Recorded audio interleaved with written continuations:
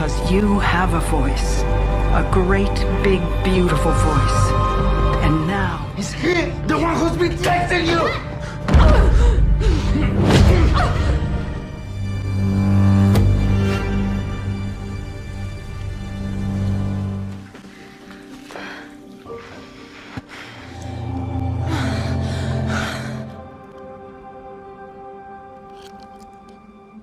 I'm here.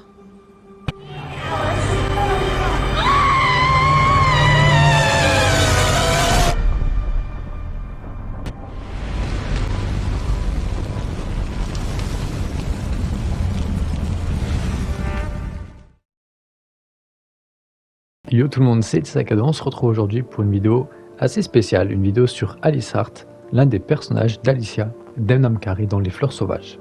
Avant de rentrer vraiment dans l'histoire de son personnage, j'ai envie de parler de 2-3 choses un petit peu avant. Déjà, premièrement, pour ceux qui n'ont jamais vu la série, ne vous inquiétez pas, vous n'avez pas besoin de voir la série pour comprendre la vidéo. Ça va être l'histoire complète de son personnage, toutes les scènes qu'on voit de son personnage dans la série, donc c'est fait pour tout le monde. Évidemment, ça veut dire qu'il y aura des spoils aussi dans la vidéo. Si vous n'avez pas vu la série et que vous voulez la voir avant, n'hésitez pas. Mais c'est pas obligatoire pour comprendre cette vidéo, je préfère le préciser au cas où. Deuxième point que je voulais aborder assez rapidement à propos de cette série, vous savez que je parle de tout d'Alicia sur ma chaîne, mais j'ai un regret, c'est que je n'ai jamais parlé de la série Saint X et les Fleurs Sauvages sur ma chaîne, parce que j'avais déjà regardé avant de faire des réactions, j'avais tout regardé de mon côté à sa sortie directement, et du coup j'avais pas pu faire de vidéo dessus. Et du coup, pour combler un petit peu ce regret que j'ai à propos de cette série, même sur Saint X qui va arriver, c'est que j'ai préféré faire une vidéo du coup sur l'histoire de son personnage, parler en détail de tout ce qui s'est passé de son personnage du début jusqu'à la fin. La vidéo risque de durer assez longtemps, l'écriture de cette vidéo m'a pris extrêmement de temps aussi, et je vais donc vous la lire, vous la raconter, et j'espère que vous allez apprécier cette vidéo. Je pense que vous connaissez tous mon amour pour Alicia et ça me tient vraiment à cœur de faire de très belles vidéos sur son sujet, que ce soit sur ses personnages ou autres. Aujourd'hui, on va s'attaquer du coup à Alice Hart, mais bientôt il y aura la même vidéo, le même type de vidéo sur Emily Thomas, son autre personnage dans Saint X. Je précise que Alicia malheureusement apparaît qu'à partir de l'épisode 4, il y en aura 7 au total, et du coup dans les 3 premiers, c'est évidemment une actrice beaucoup plus jeune qui joue le rôle d'Alice Hart. La vidéo va certainement durer longtemps, j'en ai assez dit pour l'instant, je vais donc passer à l'histoire de Alice Hart dans Les Fleurs Sauvages.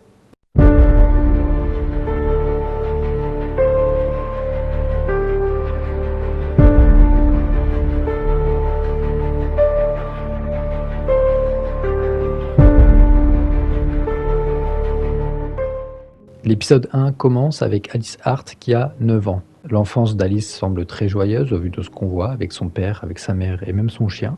Dans ces moments de joie, il y a quand même des moments intrigants comme le fait d'être seulement 3 et de ne pas connaître les gens du monde extérieur ou même de leur propre famille. Ils seront bientôt 4 car la mère d'Alice attend un bébé. Un autre point assez intrigant, c'est que Alice voit comme des bleus, voit comme des coups sur les bras de sa mère. Nous sommes qu'au début de l'histoire et pour l'instant tout reste assez flou, tout est montré sans vraiment nous l'expliquer. On nous montre ensuite le père de Alice qui est parti et qui sera absent plusieurs jours, donc Alice se retrouve seule avec sa mère et son chien. Lors d'un moment de détente avec sa mère, tard le soir, Alice demande s'ils vont devoir s'enfuir. Sa mère répond que oui. Pour l'instant, c'est des discussions que seules la mère et Alice peuvent comprendre parce que nous, on ne sait pas pour l'instant de quoi elles doivent s'enfuir. Elles ont d'ailleurs prévu une petite sortie le lendemain, une sortie en ville, une chose que Alice ne connaît pas du tout.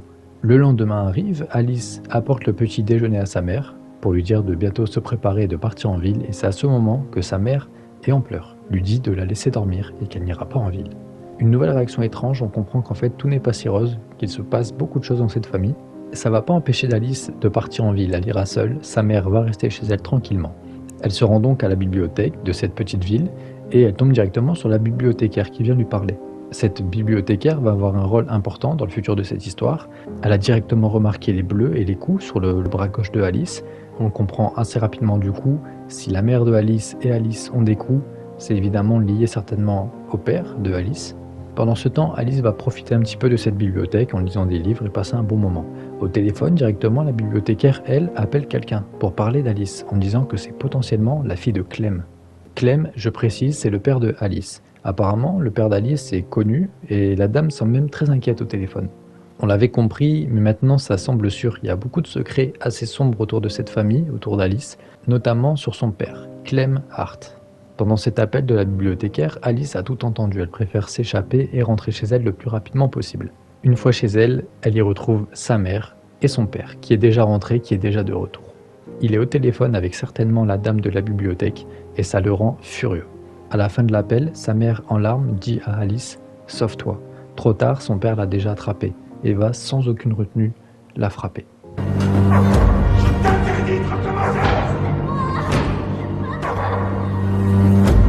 Le lendemain, un policier arrive et s'interroge du coup sur Alice. Un petit interrogatoire s'impose car il veut savoir si tout va bien. Évidemment, pour les bleus qu'elle avait au bras, les parents d'Alice vont évidemment trouver des excuses, comme par exemple c'est le chien qui en jouant la blesse ou quand elle monte dans les arbres et qu'elle tombe. Mais le policier n'est pas naïf non plus et va directement poser la question à Alice. Alice va également mentir en disant que c'est le chien de façon totalement involontaire. Et d'ailleurs, le policier lui remet quelques livres que la bibliothécaire lui a envoyés, dont un qui l'intrigue du nom de Dieu du feu, mythes et légendes.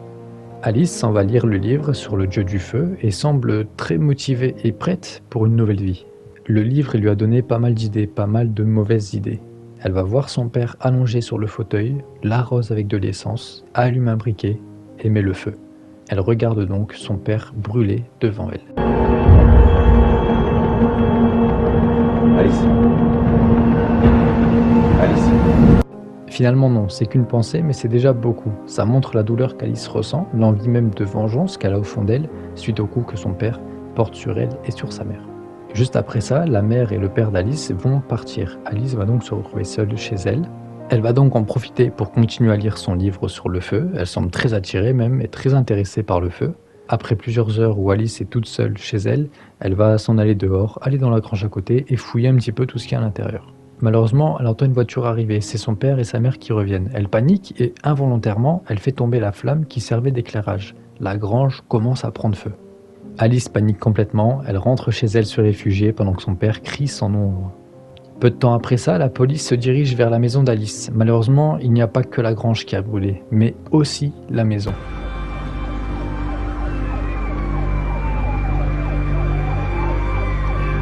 Alice est transportée à l'hôpital, sa mère aussi. Peu de temps avant, je vous rappelle qu'Alice lisait le livre, elle voulait même changer de vie, peut-être même s'échapper. Ben là, c'est chose faite, malheureusement. À l'hôpital, le policier et la bibliothécaire rendent visite à Alice. Alice n'est pas réveillée et son état est assez préoccupant. Son visage est très touché, elle est dans le coma. On apprend de notre côté malheureusement le décès de Agnès, la mère de Alice, à l'hôpital. Clem, le père de Alice, est également mort. Malheureusement, Alice a tout perdu dans cet incendie, son père, sa mère et potentiellement son petit frère qui n'était pas encore né. Plus tard dans la journée, la mère de Clem et donc la grand-mère de Alice se rend sur les lieux du feu. D'ailleurs, pour ceux que ça intéresse, c'est Sigourney Weaver qui l'interprète. Elle apprend donc la mort de son fils et de Agnès. Elle va voir ensuite Alice dans sa chambre d'hôpital, mais malheureusement, elle est toujours inconsciente. C'est d'ailleurs la première fois qu'elle rencontre Alice. On découvre d'ailleurs un petit peu l'entourage de la grand-mère d'Alice. Elles sont toutes très touchées par le décès de Clem, le décès de Agnès, et probablement le bébé qui était dans le ventre de Agnès. J'ai dit probablement mort pour le petit frère entre guillemets d'Alice, car ils l'ont sorti prématurément du ventre pour essayer de le sauver, mais malheureusement, sa chance de survie est très très faible. On repasse tout de suite à Alice et suite à certains flashbacks, Alice se réveille enfin. La bibliothécaire est là pour elle. Elle apprend malheureusement le décès de ses parents et Alice s'effondre en larmes.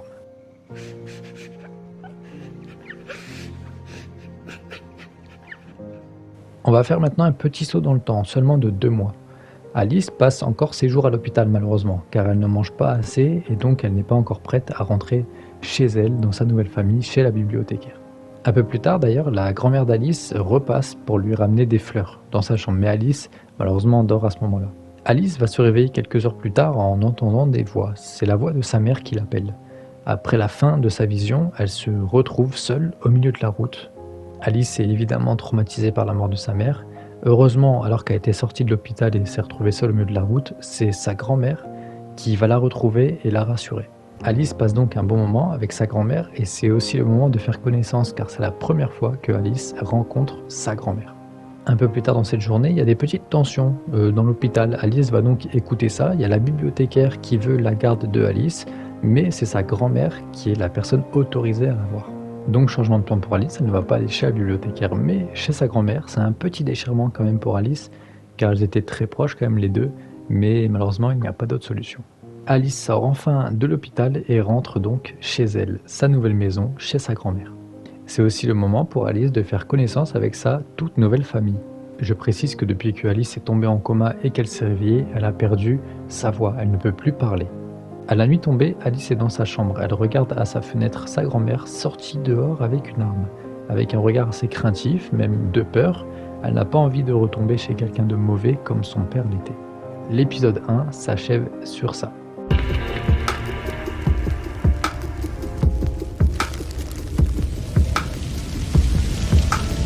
L'épisode 2 commence avec une Alice qui se réveille avec sa grand-mère face à elle. Elle a peur d'être frappée par sa grand-mère. C'est les traumatismes du coup liés à son père car sa grand-mère n'est pas du tout comme ça. Elle va même l'emmener prendre une douche et s'occuper d'elle. Évidemment, il faut du temps à Alice de s'habituer, mais c'est sa nouvelle vie. Les coups et les blessures qu'elle subissait sont terminés. Après sa douche, Alice descend dans la salle à manger avec sa toute nouvelle tenue avec un A dessus. C'était à sa mère, Agnès. Alice va donc faire connaissance avec encore plus de personnes, avec toutes les personnes proches de sa grand-mère et avec qui elle va donc vivre. C'est inhabituel pour Alice de rencontrer autant de personnes, sa grand-mère va même lui montrer et lui faire découvrir sa ferme de fleurs qui appartient à sa famille depuis plusieurs générations. Alice est très proche aussi des fleurs, elle aime beaucoup les fleurs car sa mère lui a transmis un petit peu cet amour qu'elle avait pour les fleurs. Un petit peu plus tard, Alice va se balader dans les alentours de la ferme. Elle va tomber sur une petite grange complètement abandonnée et détruite. Une fois à l'intérieur, June, sa grand-mère, lui dit qu'elle ne doit plus jamais venir ici. June a vécu un traumatisme par le passé, certainement dans cette grange, et elle veut l'oublier et la laisser à l'abandon. Un petit peu plus tard encore, Alice veut se diriger vers la rivière qui est tout proche de la ferme. Une fois là-bas, Alice voit un arbre avec dessus des prénoms, celui de son père Clem et écrit. À ce moment-là, alors que Alice est au bord de l'eau, on a des flashbacks d'elle avec son père, des moments de joie sur une barque avec son père, mais pas pour longtemps, car petit à petit la colère monte en Clem.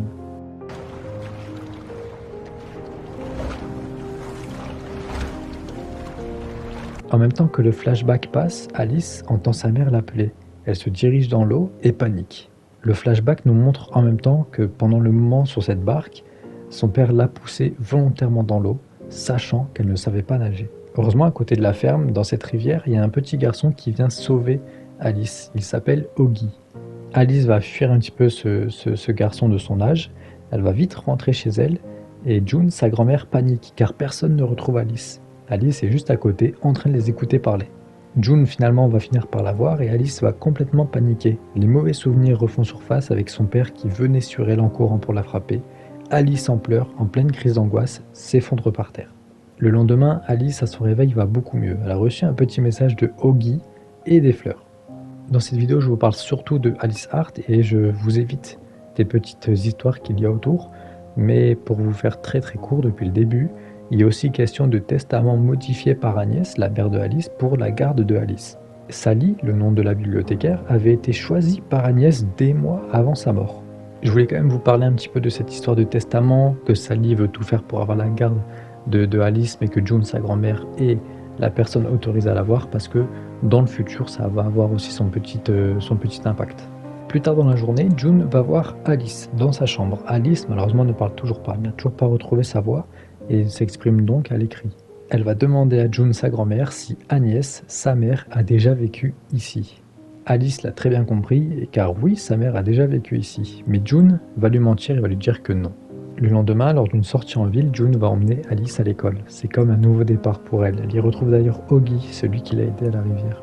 Évidemment, à cet âge, Alice tombe sur des enfants qui vont l'embêter. Heureusement, il y a Oggy qui veut la protéger également. Oggy, malheureusement, va se faire frapper et Alice va se venger sur les 2-3 petits élèves qui foutent un petit peu la merde. Sauf que Alice va vraiment le frapper avec beaucoup de rage. C'est un premier jour d'école très mouvementé pour elle. Oggy était déjà au courant de toute cette histoire d'incendie, de ses parents morts. Du coup, Alice, à la sortie de l'école, va lui demander comment il a su ça. Oggy dit que c'est sa mère qui l'a tout raconté, mais très honnêtement, ça n'a pas d'impact sur l'histoire plus tard. Avant de partir, Alice va lui laisser un petit message et elle écrit dessus « C'était pas un accident, c'était ma faute ». Évidemment, elle parle de l'incendie qui reste très mystérieux quand même, on va pas se le cacher. Le lendemain, Alice retrouve sa grand-mère, June, avec des coups au visage. Elle s'est fait frapper par un homme. Ça concerne une histoire dans la série qui ne concerne pas vraiment Alice, c'est la raison de pourquoi je n'en ai pas parlé depuis. Quand Alice voit ça, June dit que c'est à cause des branches. Alice a malheureusement l'habitude de voir des coups et ça lui rappelle de très mauvais souvenirs. On voit aussi l'inquiétude sur son visage. Rappelez-vous du flashback que j'avais vite fait parler quand Alice est à la rivière, quand elle est sur la barque avec son père et que son père la pousse dans l'eau, et ben on va avoir la suite de ce flashback. Alice se pose avec un livre et à l'intérieur, il y a un mot de son père pour Agnès. C'est à ce moment du coup qu'on revoit le flashback. Son père l'a volontairement poussée dans l'eau, sachant que Alice ne savait pas nager. Elle commence à se noyer, à paniquer. Son père, lui, part avec la barque, il s'éloigne de plus en plus et laisse Alice mourir. Il allait clairement la tuer, mais heureusement Agnès, la mère de Alice, est venue à temps pour la sauver. En repensant à cette histoire, Alice a complètement la rage. Comme si qu'elle voulait se venger à nouveau de son père, elle pense à mettre le feu à sa grand-mère et à toute cette maison. C'est certainement la peur qu'elle a de revivre les mêmes choses avec June, la mère de Clem. L'épisode 2 se termine sur un regard donc rempli de haine de Alice.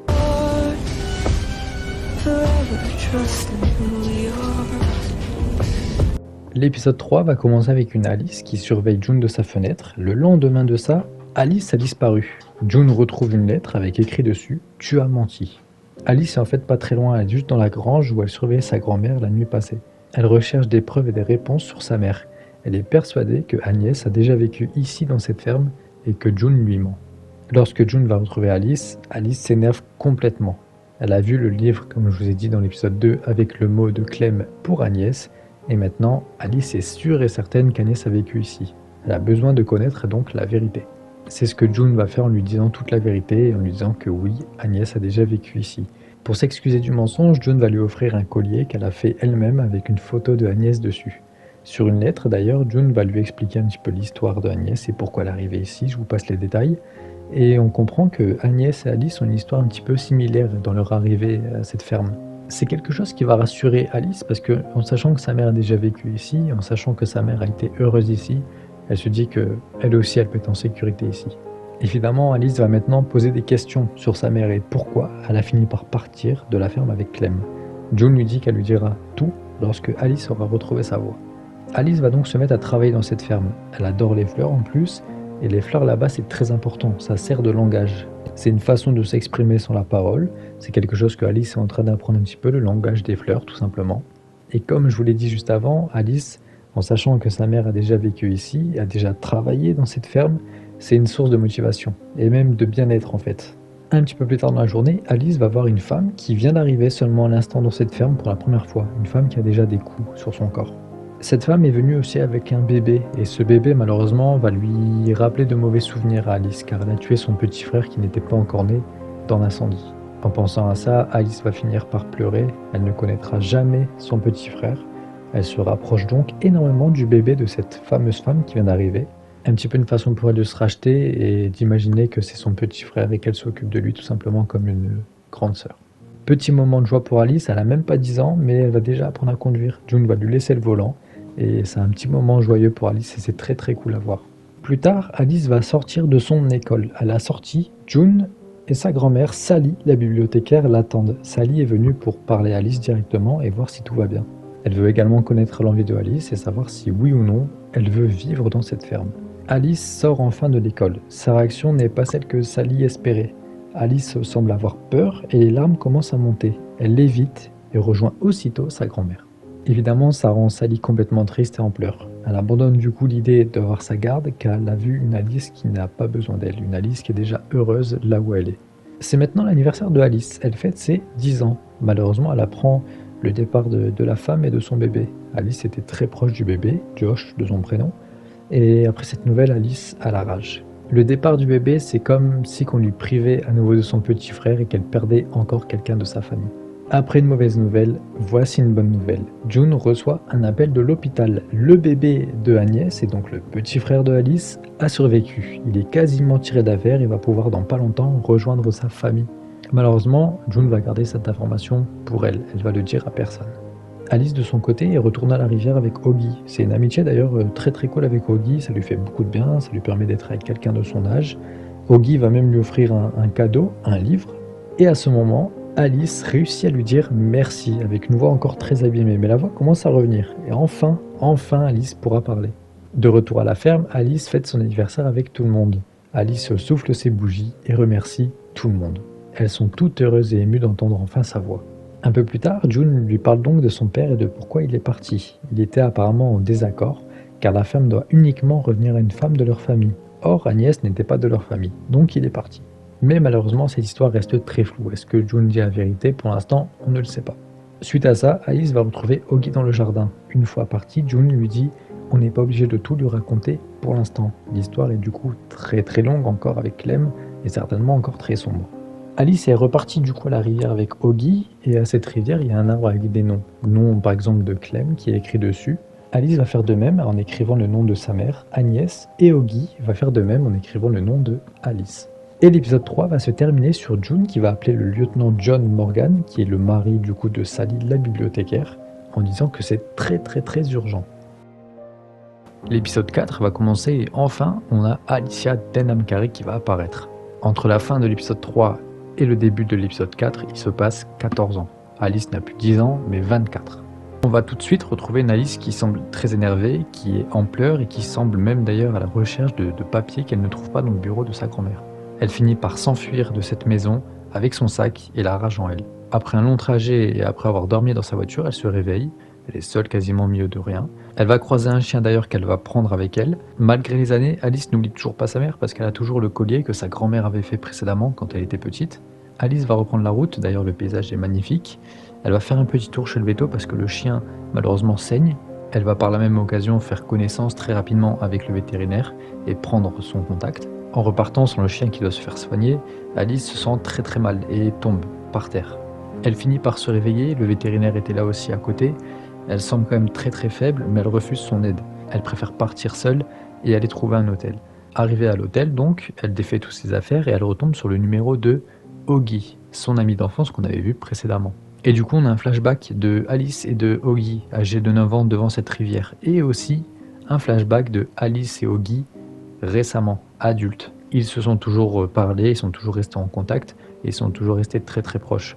Et c'est pas que de l'amitié parce qu'ils s'aiment, ils sont amoureux l'un de l'autre. Dans ce flashback, on les entend parler de projets, ils veulent faire pas mal de choses à deux et on les voit d'ailleurs s'embrasser. Alice va même lui dire avec toi j'irai n'importe où et le flashback se termine avec une Alice au présent qui malheureusement repense à ce moment avec beaucoup de tristesse. Et sur la lettre que Alice est en train de lire, c'est une lettre de Oggy. Et le message dit « Je t'ai envoyé un mail, sans réponse, appelle-moi, je t'aime ». Pour l'instant, on comprend pas trop si c'est Alice qui l'a quitté, est-ce que Oggy est toujours en vie à l'heure actuelle, on sait pas trop où on en est avec lui. La réponse va très vite arriver parce que lors du flashback, il dit qu'en étant clandestin, s'il retourne en Bulgarie, son pays, alors il pourra plus jamais revenir en Australie auprès d'Alice. On fait vite le rapprochement, on se dit que malheureusement, Oggy a dû retourner dans son pays et qu'il pourra plus retourner en Australie, et que donc c'est la raison de pourquoi aujourd'hui il se voit plus. Alice avait d'ailleurs pour ambition de se marier avec, avoir leur propre passeport et vivre à deux sans être dérangés par l'Australie, la Bulgarie et vraiment faire leur vie à deux. Pour se vider la tête, pour oublier un petit peu, Alice va boire énormément dans sa chambre, elle va clairement se vider la tête et être bourrée. On revoit du coup un flashback, on retrouve Alice à la rivière et c'est là qu'on va comprendre du coup la vraie raison de la disparition de Oggy. Un jour, Alice à la rivière, comme d'habitude, passe toute la nuit à attendre Oggy. Il n'est malheureusement jamais venu. Elle a attendu toute la nuit, le matin malheureusement arrive et elle décide de rentrer chez elle en pleurs. C'est June, sa grand-mère, qui va venir lui dire la nouvelle en lui disant que malheureusement Oggy a été expulsé du pays et il ne pourra plus jamais revenir. Alice va évidemment s'effondrer en larmes. On va apprendre d'ailleurs une nouvelle chose après ça, c'est que ça fait déjà 5 ans que Alice l'a quitté par mail. Elle lui a envoyé un mail en disant que c'était terminé entre les deux. Oggy lui a envoyé beaucoup de lettres en lui disant qu'il est sûr que Alice l'aime toujours. En lisant ça, malheureusement, Alice continue à pleurer, donc on a l'impression que Oggy avait raison. Et avec toutes ces lettres, Alice va faire une autre découverte qui va lui faire beaucoup de mal.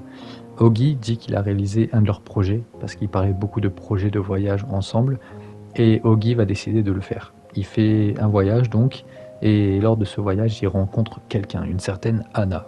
Et Oggy, dans cette lettre, va dire que voilà, il est tombé fou amoureux de Anna et qu'ils vont se marier. La nuit est passée et on va faire une nouvelle découverte. Le lendemain donc, Alice appelle sa tante, Candy. On comprend en fait que Alice est partie de chez sa grand-mère parce que apparemment June a participé malheureusement à l'expulsion de Oggy. On apprend aussi que c'est pas Alice qui l'a quitté il y a 5 ans par mail, mais June qui se faisait passer pour Alice et qui a aussi participé par la même occasion à l'expulsion du pays pour Oggy. C'est la raison de pourquoi Alice a fui, sa grand-mère a fui sa maison parce qu'elle n'accepte ni les mensonges ni la trahison de ses proches.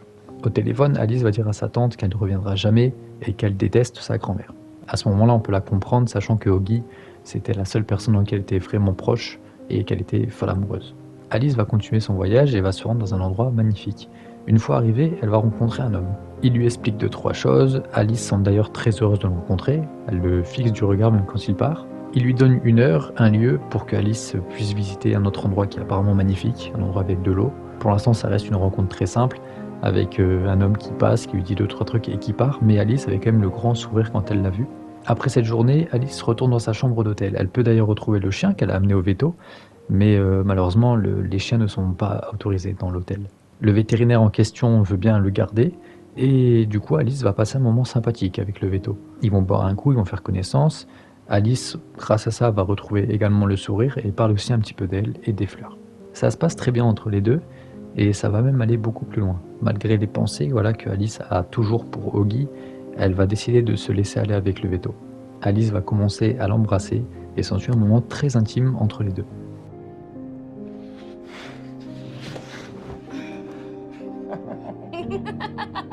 Petite parenthèse, et je vais vous reparler de Sally, la bibliothécaire, qui, dans le même temps, dans la série, a son histoire aussi. Évidemment, je vous en parle pas parce que je parle que d'Alice Hart. Mais là, ça concerne aussi Alice parce que voilà, Sally, la bibliothécaire, est en couple avec le policier. Et maintenant, ils ont un fils, Charlie, de 14 ans. Et on va très vite comprendre en fait que c'est pas leur fils, mais ils l'ont adopté. Et c'est tout simplement le petit frère de Alice, qui va très très très bien. Et je vous rappelle donc qu'à 14 ans en arrière presque, le bébé était sorti prématurément du ventre de Agnès, après l'incendie, après la mort de Agnès, et que sa chance de survie était très très faible. Aujourd'hui, il a 14 ans, il va très bien, et c'est Sally, le policier, qui s'occupe de lui. Je précise aussi que June était la seule au courant que ce bébé avait survécu, et c'est d'ailleurs June qui l'a envoyé chez Sally. Et du coup, toute la famille de June, et Alice également, ne sont pas au courant de cette histoire. Elles ne savent pas que, malheureusement, Charlie, le petit frère de Alice, est encore en vie. On a une June qui est au téléphone avec Sally en disant que voilà, elle a besoin d'aide pour retrouver Alice, et c'est là aussi qu'on apprend un petit peu pour Charlie. Et en plus, c'est un saut dans le temps de 14 ans qu'on a eu. June n'est vraiment pas en forme, elle est malade, elle est très très faible, donc c'est pas la grande forme malheureusement pour elle. Je reviens du coup à Alice et elle est toujours avec le veto. Il passe un moment encore une fois très sympathique dans un bel endroit où il y a de l'eau. Au soir, direction le bar, Alice va décider un petit peu de parler d'elle au veto, donc c'est-à-dire parler de ses parents, parler de sa grand-mère. Elle va même faire connaissance avec des amis du veto. Elle se rapproche d'une certaine Lulu, l'une des femmes du groupe. La fête est très sympathique entre tout le monde et Alice profite du moment avec tout le monde. Cette fameuse Lulu va essayer de lui offrir une place dans son parc national, là où elle travaille. Et ça pourrait être un moyen de gagner de l'argent pour Alice et de travailler aussi. Cet endroit où elle s'est retrouvée avec ce petit groupe, ça peut être un nouveau départ, une nouvelle vie un petit peu pour Alice. Petite parenthèse, je vais vous parler de Charlie, le petit frère d'Alice. Ça fait 10 ans qu'il essaie de rencontrer Alice, 14 ans d'ailleurs que June cache cette vérité à sa famille, que personne n'est au courant. Je vous ai pas encore parlé de Twig, qu'on voit depuis l'épisode 1, mais c'est la compagne de June. June malheureusement se fait soigner, elle n'est pas réveillée. Elle reçoit un appel de Sally. Du coup c'est Twig qui est à côté qui va répondre à cet appel et qui va apprendre la vérité. Que Charlie, le petit frère d'Alice, est toujours en vie. Elle est complètement sous choc et va donc partir à la recherche d'informations chez elle. Elle va donc voir des tonnes de documents que June cache à tout le monde et cette vérité est trop dure à accepter. Twig, qui a toujours été très proche de June, va cette fois-ci être contre elle parce qu'elle veut tout de suite retrouver Alice le plus rapidement possible et lui raconter toute cette vérité. Alice de son côté est aux alentours du bar et elle va retomber sur l'homme qui lui avait donné une adresse, précédemment comme je vous ai dit. Et je rappelle que Alice s'est rapprochée du vétérinaire, mais ce fameux Dylan, parce qu'on a su son prénom, semble intéresser malgré tout Alice. Dylan, c'est en fait un proche du vétérinaire, un proche du petit groupe, un proche de Lulu notamment qui s'est rapproché de Alice. Malheureusement, Alice, lors de cette discussion, elle est un petit peu bourrée aussi. Alice va donc retourner à cette fête, elle revit complètement là où elle est. Elle reste avec le veto, elle danse avec le veto, mais en même temps qu'elle danse, elle fixe et regarde souvent Dylan. Dylan fait de même en regardant énormément Alice, on a l'impression qu'il y a un petit coup de foudre entre les deux. Le lendemain, et après avoir donc passé la nuit avec le veto, Alice se réveille, elle a été inscrite pour visiter le cratère grâce à Lulu. Et lors de cette visite, elle va y aller sans le veto. Une fois sur les lieux, Alice va retrouver Lulu, avec qui elle commence à être très proche. La visite démarre, c'est magnifique, elle admire le paysage et profite de cette balade.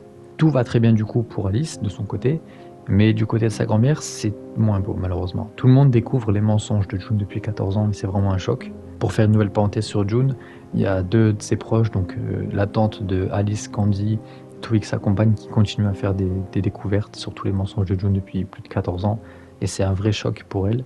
Du côté de Alice, et lors de cette balade et cette visite du cratère, elle se retourne, alors qu'elle pensait à sa mère d'ailleurs, et elle voit Dylan, qui fait également la visite.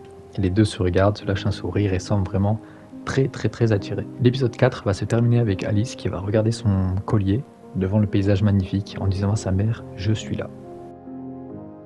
L'épisode 5 commence avec Alice qui se fait recruter au parc national.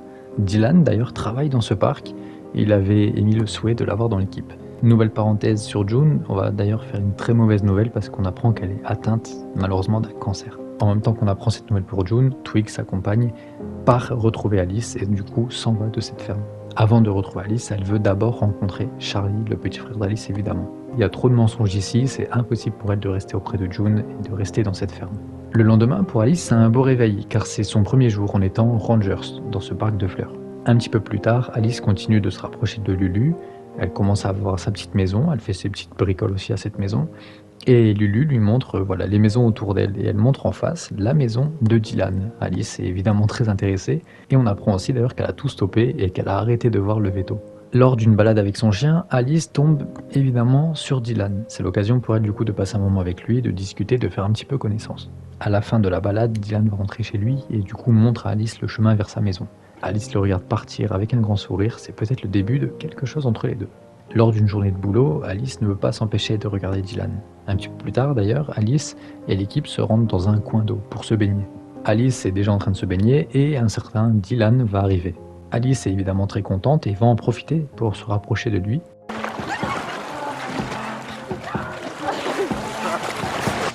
Un petit peu plus tard encore, Alice va organiser une soirée chez elle. Lulu et Dylan sont évidemment de la partie. Lors de cette soirée, il y a beaucoup de jeux de regard et ils vont même être assis à côté à cette table. Il y a un très gros rapprochement parce que Dylan va finir par toucher la cuisse à Alice et les deux ensuite font encore plus connaissance. Cette soirée a du coup créé un nouveau couple parce qu'après avoir fait connaissance, après avoir parlé, Alice et Dylan vont passer un moment très intime.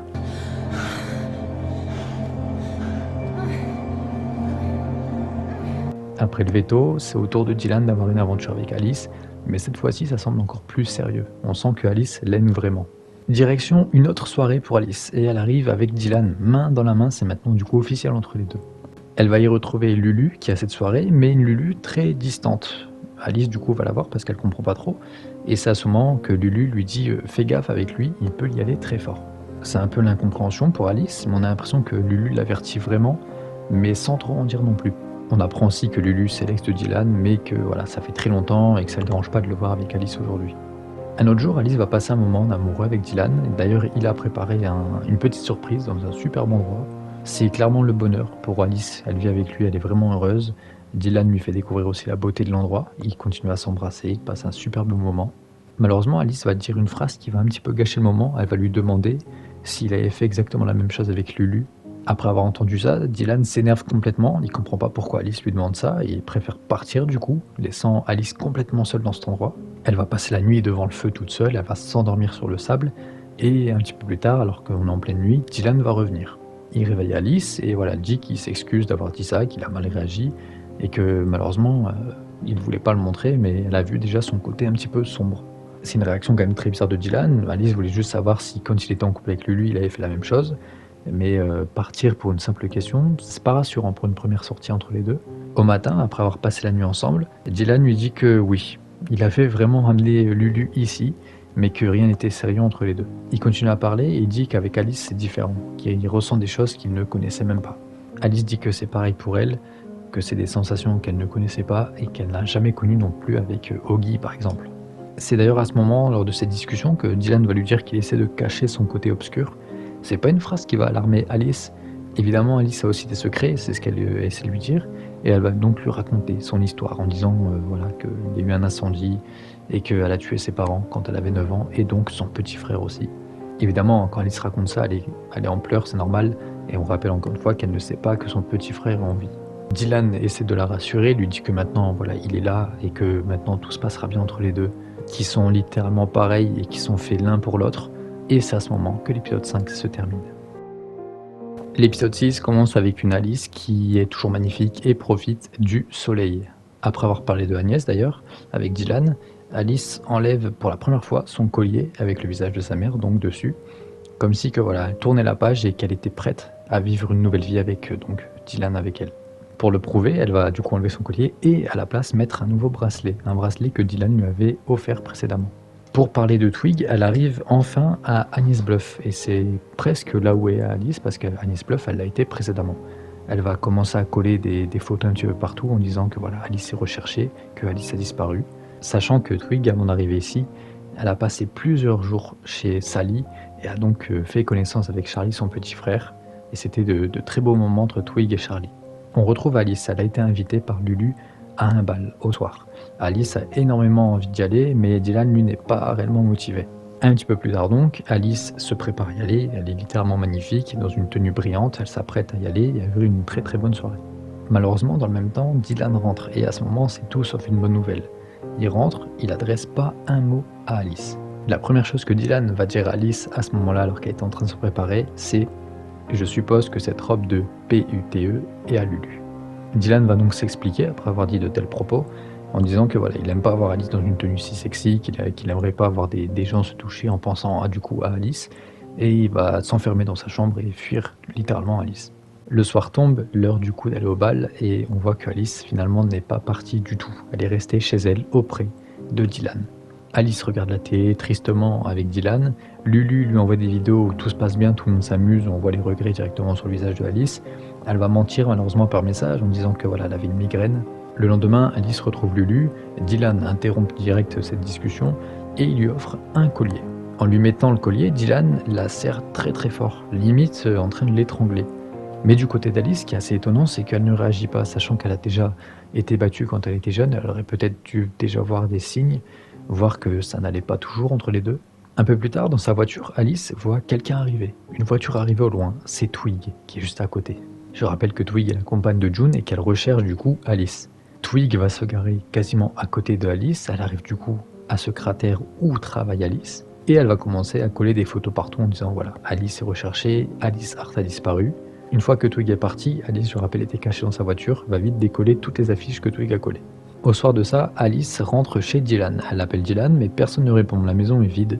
Alice va donc chez elle, elle décide de l'appeler par téléphone, mais aucune réponse encore une fois. Alice va donc laisser des messages, mais rien non plus. Le lendemain, Alice s'en va travailler et c'est là qu'elle tombe sur Dylan, qui dit que voilà, hier soir, malheureusement, il a dormi trop tôt, voilà pour qu'elle n'a pas répondu. On a l'impression qu'il cache quand même pas mal de choses. Après ça, Alice va appeler Twig avec le numéro sur l'annonce de recherche. Alice lui a laissé un message et dit qu'elle a une nouvelle vie maintenant, qu'elle a un amoureux, qu'elle a un travail et qu'elle avait tout simplement une nouvelle vie, qu'elle était heureuse. Elle demande à Twig de respecter son choix et d'arrêter définitivement de la chercher. Un peu plus tard dans l'après-midi, Alice devait aller se balader avec son chien et avec Dylan. Malheureusement, Dylan appelle et il ne pourra pas venir. Il a un empêchement, du coup Alice va donc se faire une petite balade rapidement avec son chien toute seule. C'est le moment aussi d'admirer pour elle le paysage.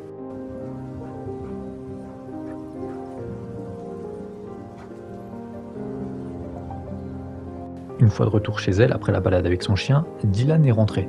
On retrouve un Dylan, encore une fois très tendu, qui demande à Alice où elle était passée et surtout avec qui elle était lors de cette balade. Alice lui dit la vérité en disant que voilà, elle était complètement seule et qu'elle promenait juste son chien. Mais ça calme pas du tout Dylan, il a l'impression qu'on lui ment, il commence même à agresser Alice littéralement et il veut savoir vraiment avec qui elle était. Et c'est là qu'on découvre vraiment le visage de Dylan, le visage qu'il voulait cacher, comme il a dit au début, parce qu'il agresse Alice, il va complètement la pousser dans le mur, il va la sonner, Alice va tomber par terre.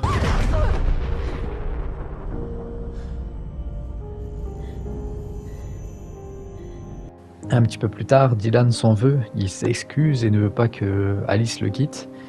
En larmes, il dit que voilà, il a peur que d'autres hommes la regardent. D'autres hommes tombent amoureux d'elle. Alice essaie de le rassurer malgré tout, malgré ce qui s'est passé, elle essaie de le rassurer encore une fois en disant que voilà, elle l'aime plus que tout. Et Dylan se frappe le visage pendant qu'elle lui parle, comme si qu'il essaie de se retenir de quelque chose, comme si qu'il essaie de se retenir de la frapper. Il va même demander à Alice de ne plus jamais le rendre dans cet état, comme si qu'il n'arrivait vraiment pas à se contrôler. On voit très bien que Dylan est ingérable, qu'il a un gros souci, qu'il s'énerve pour rien, et qu'il est d'ailleurs très dangereux. Mais Alice est folle amoureuse de lui et elle accepte tout. Un autre jour, Alice et Dylan sont dans la cuisine et voilà, tout s'est apaisé, tout va très très bien. Alice a reçu un message et veut pas trop en dire à Dylan, c'est un message qui vient de Twig directement. Et voilà, elle demande à Twig de la laisser tranquille et de rentrer à la ferme de fleurs. Elle aurait pu profiter de ce message pour essayer de prévenir Twig en disant que voilà, elle a été agressée. Mais elle ne le fait pas en disant à Twig de rentrer. On a l'impression que du côté d'Alice, tout va très bien. Lors d'une journée de travail, Alice est avec Dylan. Dylan est appelé ailleurs parce que voilà, il y a d'autres soucis ailleurs, ils ont besoin de Dylan. Et du coup, Alice va devoir se mettre avec un certain Hayden. Dylan, avant de voir ça, il est pas content de voir que Alice, avec son départ, doit être avec un autre homme. On rappelle juste avant qu'il avait peur en disant qu'il était jaloux que d'autres hommes tombent amoureux de Alice. Mais c'est pas Alice qui l'a décidé, elle a été forcée d'être avec Hayden à ce moment-là, donc elle va travailler. Alice met le feu à certaines herbes, il y a beaucoup de feu autour de Alice, et évidemment, quand elle est au contact du feu, ça la fait paniquer. Les souvenirs de son père et de l'incendie se mélangent malheureusement à ceux de Dylan aussi, comme si que sa tête essayait aussi de lui donner un avertissement sur Dylan en disant que voilà, autour de toi il y a du feu, ça te fait penser à l'incendie, à ton père, mais en même temps il y a des pensées à Dylan, comme si qu'il lie Dylan et son père. À ce moment-là, il y a quelqu'un qui vient la rassurer. Elle reprend vite confiance et veut à tout prix terminer son travail et son job. À la fin de tout ça, une fois qu'elle est en sécurité, que tout le travail est terminé et qu'ils sont de retour au hangar, ça s'est bien apaisé pour Alice, tout va mieux. Alice est du coup interpellée par ce Hayden, et voilà, il la serre dans ses bras pour la rassurer, lui dire qu'elle a bien travaillé, que voilà, elle a géré son stress, entre guillemets. Et pendant que Hayden rassurait Alice dans ses bras, évidemment, Dylan était aux alentours dans sa voiture en train de fixer Alice avec un regard très très méchant. Alice a vu que Dylan était là et il préfère partir furieux en laissant Alice encore une fois toute seule ici. Il est parti comme un fou avec sa voiture. Alice va donc rentrer chez Dylan quand même et évidemment Dylan l'attendait. Dylan lui dit directement est-ce qu'elle se fout de sa gueule et qu'il attend des explications avec ce qui s'est passé. Dylan va encore une fois pousser Alice contre le mur, il va lui dire que c'est une allumeuse, qu'elle recherche l'amour des hommes et après la première agression qu'on a vue précédemment, voici une deuxième agression de Dylan sur Alice. Mais cette fois-ci, c'est bien pire. Il va commencer par la jeter par terre, lui envoyer des coups de pied et ensuite des coups de poing dans le visage.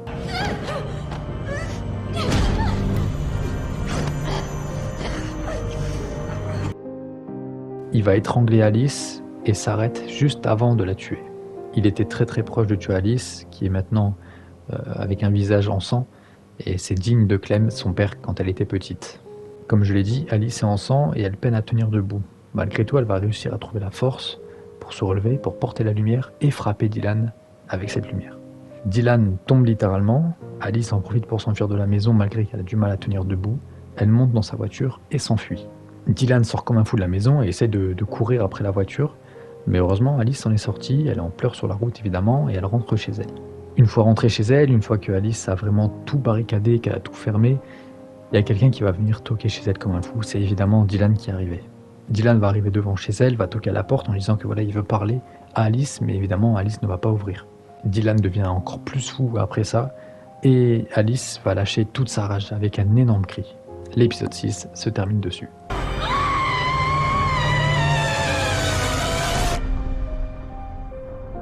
L'épisode 7 commence ensuite avec Alice qui va se faire harceler par Dylan au téléphone. Alice ne va évidemment pas répondre, elle a passé la nuit assise par terre encore sous le choc de ce qui s'est passé la veille. À ce moment-là on est le matin, Dylan est parti depuis bien longtemps et quelqu'un va toquer à la porte. Bonne nouvelle, c'est Lulu. Alice va lui expliquer la situation et semble même prête à pardonner à Dylan. C'est à ce moment que Lulu va essayer de raisonner Alice en lui prenant son visage en photo pour lui montrer les blessures qu'elle a et que son visage est en sang. C'est quelque chose d'impardonnable, Alice ne peut pas laisser passer ça comme si de rien n'était. Une fois qu'Alice a pris une douche et enlevé un petit peu tout ce sang qu'elle avait, Lulu lui dit d'aller porter plainte le plus rapidement possible. Lulu vient parler d'elle aussi car c'est l'ex de Dylan et elle explique qu'elle a déjà eu peur de lui par le passé mais qu'il n'avait jamais été violent comme ça. Alice ne porte pas plainte mais va plutôt aller parler à la directrice du parc là où elle travaille et là où travaille également Dylan. Malheureusement pour Alice, Dylan est déjà passé avant elle et a déjà dit à la directrice que c'est Alice qui avait été violente avec lui, qu'elle a un passé très douteux, notamment une enfance très violente. Il a profité de ça, Dylan, pour mentir à cette directrice et en même temps à raconter son histoire qu'Alice lui avait racontée un petit peu plus tôt. Évidemment, avec ce que Dylan a dit, c'est Alice qui passe pour la méchante dans cette histoire et elle est dans la pire position possible à ce moment-là. Alice n'en revient pas avec tout ce que la directrice dit et tout ce que Dylan a dit. Et malheureusement, la directrice est déjà décidée. Elle suspend Alice de ses fonctions et en plus de ça, pour bien l'enfoncer, elle a trouvé les feuilles que Twig avait collées comme quoi que Alice était recherchée. Alice sort du bureau et va retrouver Lulu qui veut à tout prix l'aider et l'amener à la police, chose que Alice va refuser. Pour essayer de se vider la tête et se détendre, Alice va faire un petit peu la visite du parc, là où elle travaillait. À ce moment, Alice voit une personne qui cueille les fleurs, sachant qu'ici c'est interdit de marcher déjà et en plus de les cueillir. Alice va lui demander de partir, elle perd très vite patience et va se jeter dessus, elle la pousse et la fait tomber, elle commence même à agresser cette visiteuse. C'est un peu comme la rage intérieure de Alice qui ressort, comme si qu'elle ne se contrôlait pas à ce moment-là, et en plus de ça, pour encore plus l'enfoncer, il y a quelqu'un à côté qui a tout filmé. Après ça, Alice va s'enfuir en courant, elle va courir, la nuit va tomber, et elle arrive tout d'un coup proche de Dylan qui est avec ses amis. Elle va regarder discrètement et voit que Dylan regarde la vidéo d'Alice qui a agressé le visiteur. Ils prennent tous Alice pour une folle à ce moment-là et tout le monde réconforte Dylan. Il faut savoir que dans cette histoire, tout le monde prend Dylan pour la victime et Alice comme la méchante. Donc c'est pour ça que Alice est vraiment dans une très très mauvaise position. Après ça, Alice va s'écarter un petit peu de tout le monde, s'asseoir sur une colline et elle va appeler Twig et sa grand-mère. En pleurs, Alice dit qu'elle veut rentrer. Elle explique pas réellement la situation, mais dit qu'elle a besoin de leur aide à tout prix. Le lendemain, Alice est enfin avec sa grand-mère. Alice est en déprime, mais sa grand-mère est là pour s'occuper d'elle et la rassurer. Un petit peu plus tard, Twig et June donc vont emmener Alice au bord de la mer. C'est le moment pour June de lui dire la vérité. Elle va tout simplement lui dire quelque chose qui risque de lui changer la vie. C'est aujourd'hui du coup que Alice apprend que son petit frère est encore en vie. Sa réaction est évidemment étrange sous le choc pour Alice. Elle comprend pas qu'elle a un frère, ça semble impossible pour elle. Alice en larmes commence à péter un câble, elle dit à sa grand-mère qu'elle est complètement folle, qu'elle n'avait pas le droit de mentir sur ça. Alice va préférer s'écarter, partir, c'en est trop pour elle, il y a trop de choses qui se passent en ce moment. Et à force de marcher, Alice est de retour dans la ville du début, quand elle avait 9 ans. Pour vous situer, Alice se trouve là où elle a rencontré Sally, la bibliothécaire, pour la première fois. Aujourd'hui, du coup, après plus de 15 ans, Alice va rentrer de nouveau dans cette bibliothèque. Et comme à l'époque, comme quand elle avait 9 ans, elle a des coups sur elle. Comme si que cette histoire se répétait à nouveau. C'est aussi le moment pour Alice de retrouver Sally. La première chose qui sera logiquement évoquée, c'est Charlie, son petit frère. Il va à tout prix rencontrer Alice. Alice se considère pas prête pour la rencontre maintenant. Il lui faut du temps pour tout réaliser depuis ce qui s'est passé avec Dylan. C'est beaucoup trop d'un coup. Alice va passer du temps dans cette librairie, c'est aussi le moment pour elle de lire un petit peu des livres, comme quand elle était petite. Et dans l'un des livres qui lui appartenait quand elle avait 9 ans, il y a des mots soulignés. Ça interroge évidemment Alice. Et Alice va de nouveau faire une découverte. Sally lui explique que c'est Agnès qui soulignait tous les mots, et Sally également qui le faisait pour communiquer discrètement sans que Clem le voie. Agnès, à ce moment-là, du coup, quand Alice avait 9 ans, elle prévoyait de s'enfuir avec Charlie qui était encore dans son ventre et Alice à cette époque pour être en sécurité. Agnès avait donc un plan pour ça et elle devait aller chez June à ce moment-là, chez la grand-mère du coup de Alice. Alice tombe en larmes parce qu'elle se dit qu'elle a tout gâché et que c'est de sa faute si rien ne s'est passé parce que le jour où elle a mis le feu à la maison, c'est le jour où Agnès devait mettre son plan en marche. Et vous connaissez donc l'histoire, Alice a mis le feu, Clem, son père et Agnès, sa mère, sont morts. Mais c'est pas tout, Alice va encore faire une nouvelle découverte. Et donc ce jour où la grange a pris feu, où Agnès et Clem sont morts, il faut savoir que Alice avait seulement fait un petit feu, entre guillemets. C'est seulement la grange à côté de la maison qui avait pris feu. Et du coup, on revient dans le passé, un nouveau flashback. Quand Alice avait 9 ans et qu'elle a mis ce feu à cette grange, Clem, quand il est rentré, il a poursuivi Alice dans sa chambre en courant. C'est à ce moment-là que Clem l'a frappé, l'a étranglé jusqu'à tuer Alice. C'est pour ça que Alice, quand elle était à l'hôpital, elle était très abîmée au niveau du visage, elle était dans le coma, c'est pas à cause du feu, c'est à cause de Clem qui l'a presque tuée. Et j'ai bien dit presque parce que en fait Alice va être sauvée par sa mère Agnès qui à ce moment-là a pris un gros bout de bois et a frappé Clem et va le tuer. Alice est donc sauvée par sa mère. Pour couvrir tout ça, pour couvrir un petit peu ce meurtre, Agnès met le feu à la maison. Malheureusement, la fumée a trop touché ses poumons et Agnès a fini par mourir à l'hôpital. Pour résumer cette histoire, Agnès a donc tué Clem, Agnès est morte par la fumée et du feu qu'elle a lancé elle-même, Agnès a sauvé également Alice, et Alice n'y est pour rien dans le meurtre de ses parents. Alice n'a tué personne, son feu dans la grange n'a tué personne, c'est une nouvelle découverte du coup qui change tout pour Alice.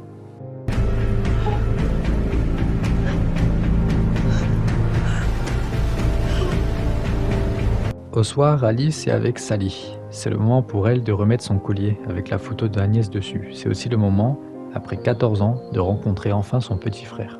Charlie est évidemment en larmes, Alice est évidemment un petit peu choquée, ne sait pas vraiment comment réagir, et c'est à ce moment-là qu'ils vont se serrer dans les bras.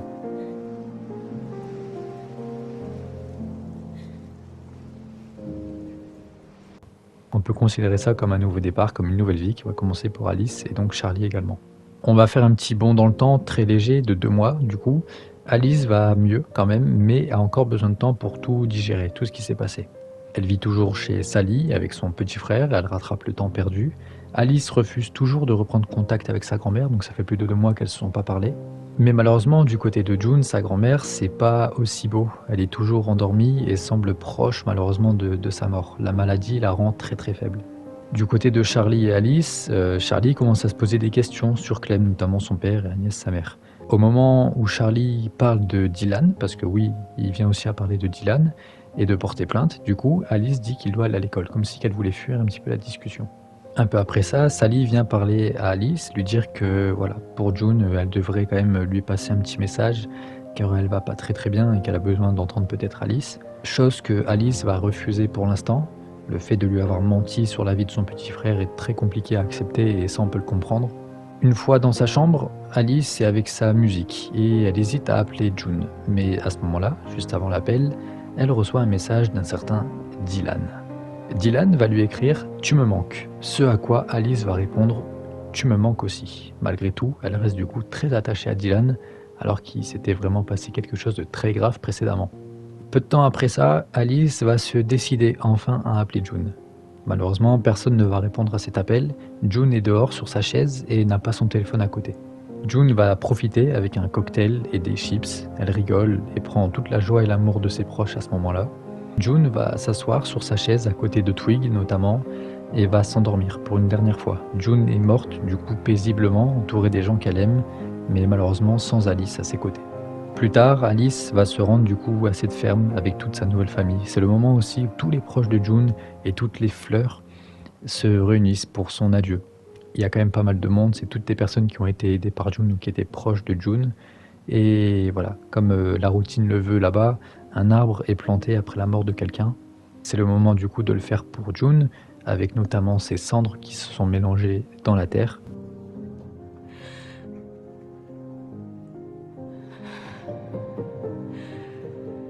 Mettre les cendres dans la terre à côté de cet arbre, c'est pour montrer que voilà, June va pour toujours rester sur sa terre, dans sa ferme. Plus tard dans la journée, Alice reçoit par Candy, sa tante, un message que June avait écrit avant de mourir. Le message va guider Alice à un livre que June a écrit pour elle, qu'elle a appelé « Les fleurs perdues ». Alice se rend du coup dans la grange pour trouver ce livre. June parle en fait de toutes les femmes qui sont venues à Thornfield, la ferme donc de June. Elle va donc parler de toute leur histoire d'abus. June s'ouvre enfin du coup à sa petite fille et lui explique toutes les choses de sa vie. C'est vraiment un livre qui retrace toute sa vie.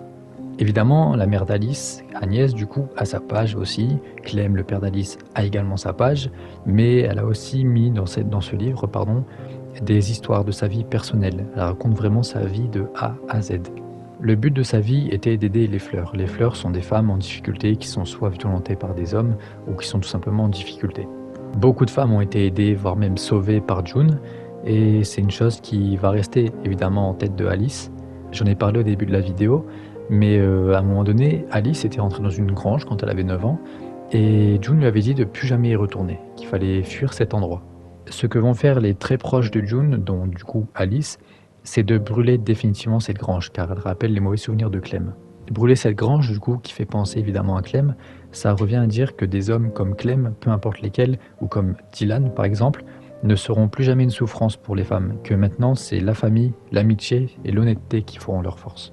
Dans la fin de son livre, June a écrit à Alice que c'est maintenant à elle, à sa belle voix forte et puissante, d'écrire son histoire, la suite de son histoire, comme June l'a fait avant elle.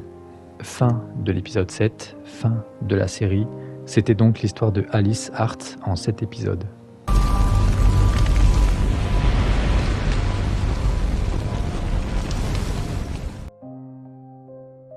J'espère que vous avez aimé cette vidéo, je pense qu'elle a duré aussi un certain moment. J'espère vraiment que la vidéo est compréhensible, même pour les gens qui n'ont pas vu la série, parce que ça raconte vraiment toute l'histoire de Alice, tout ce qu'on voit dans la série pour Alice, donc n'importe qui peut la regarder et la comprendre. Dites-moi vraiment si vous avez aimé, si ce genre de vidéo vous plaît, parce que je compte en faire une autre aussi très prochainement sur Emily Thomas, un autre personnage d'Alicia dans la série Sainte X. Ça me tient vraiment à cœur de faire de grosses vidéos sur Alicia, de parler un petit peu de tout d'Alicia, que ce soit évidemment ses projets, que ce soit film et série, mais aussi de son actualité en général. Et parler de la série des Fleurs Sauvages, ça me tenait vraiment à cœur, et parler de la série Saint X prochainement, ça me tient vraiment à cœur aussi. Mettez-moi en commentaire, en étant vraiment 100% honnête, votre avis sur cette vidéo, sur ce que j'ai pu faire, soit au niveau du montage et aussi au niveau de l'histoire que j'ai racontée. Donc voilà, si vous pensez qu'il y a des choses à améliorer, des choses à mieux faire peut-être, évidemment je vous écoute. Merci aux personnes qui ont regardé cette vidéo jusqu'au bout, qui ont écouté l'histoire de Alice jusqu'au bout. Comme je l'ai dit, on va se retrouver pour énormément de vidéos sur Alicia, des vidéos encore une fois dans ce même style qui seront travaillées un petit peu pareil dans le futur aussi, donc il y a pas mal de choses qui vont arriver. Encore merci d'avoir regardé, et moi je vous dis à très vite pour d'autres vidéos sur Alicia Demnam Carré. Ciao.